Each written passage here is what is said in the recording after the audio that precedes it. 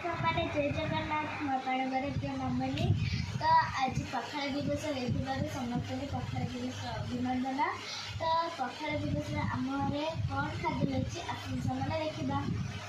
तो सांग मैंने आम घरे दही पखाड़ छुंक मरा है स्पेशल तापर आलू पियाज चकड़ा आउ पापड़ बड़ीचूरा आउ बैगण भजा पिठोरी आउ काकुड़ी आउ छुई आलू भजा है सामान देखूँ ये भेंडी प्याज सब भजा है लंका बघाई आठी पणस पिठ आठी मोर सामने सबुठ प्रिय आंब चटनी एठी डालमा आउ खट्टा।